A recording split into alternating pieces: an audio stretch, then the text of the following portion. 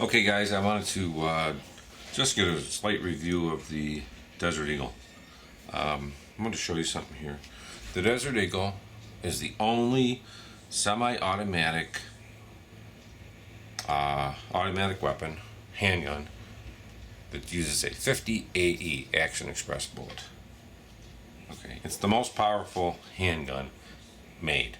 Okay, this particular gun works by a very unique method. I'm going to show you something. Let's pull it back and lock it.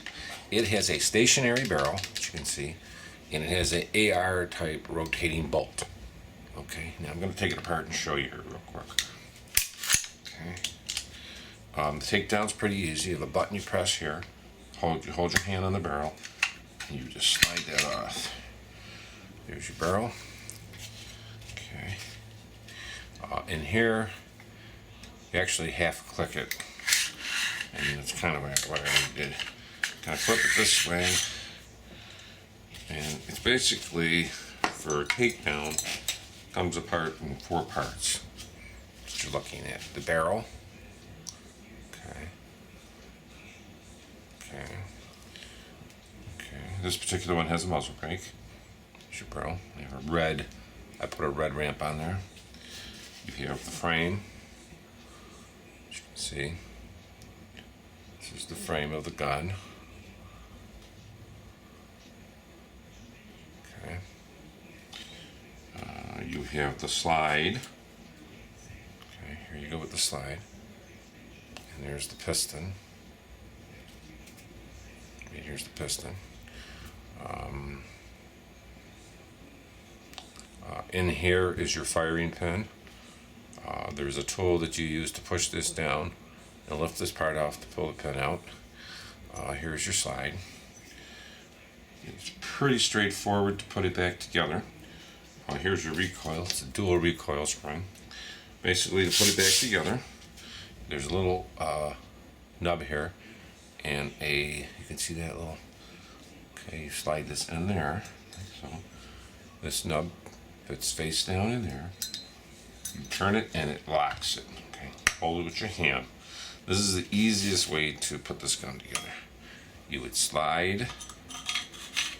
Okay, the spring, you slightly hold it, then you flip it over. Now, down in here, it has 2 holes. I'm going to try to hit it with some light to hold the springs. You see down in there, those holes? Those springs fit in there, and the best way to do is to take the barrel and go like that. It'll seat in there. Actually, the hammer, you want to have that. These got to go down right here like this. Okay, so take it like that. Take your barrel, you slide it down. You line these holes up here, push it forward. Once you get it forward, you pop that up. See? Now your gun is together. Pretty straightforward. Few tips on it. I have it all greased up right now. On the Desert Eagle, when you have the slide back like this, you do not want to just drop this. You will round it out. The best thing is to pull it like this and drop it. Grab your hammer and release it like that. When you are going to take it down, you half cock it like that. Then you go ahead and hold this, press the button up here and drop it. That's in a half cock, it locks it. The Desert Eagle Mark 19. This is the US model, and the difference in the US model, this is all rounded out here. You see how this is all rounded? They round this out. They round all the sharp edges on the guns, and this is nice because I'm telling you, with the original Israeli made one, this would cut a hole in your finger. I like the way they streamlined it, and I like the rail. That's pretty nice looking. The gun itself, very accurate. Not very hard to use as long as you're shooting in stance like this, with your hands, you're gripping it correctly. Not a very difficult gun to use. There are different models. like I say, they make the chrome, they make the nickel, they make the black oxide, titanium gold, and titanium gold tiger stripe. I've had all of them.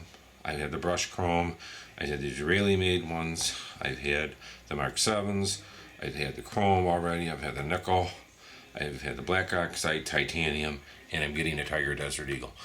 This particular one I like because I have the additional muzzle brake, which gives you about 7 extra ounces and about 1.5 inches of weight extra on the gun.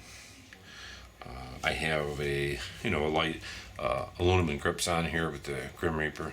That's kind of the style I wanted. I liked them. I may get rid of the logo and just have it all silver. I don't know. This particular gun was black oxide. I got it plated. It's never been fired after it was plated. I probably will fire it. That's why it's pretty clean inside. But I did get this here was brushed satin chrome plated when I got the gun done. And a lot of the areas in here. Also did the sight, and then I did the sight here, but it was hard to line up, so what I did is I put that red in there, as you can see, and I might actually line this up. They do make a laser for this that goes underneath here for this gun. They do make one. They make a gold one, and they make a silver laser, so may or may not get that laser to finish off the gun. I'm not really sure. So probably take this out. I want to at least put a few rounds through it, make sure everything's running since it came back from the plater.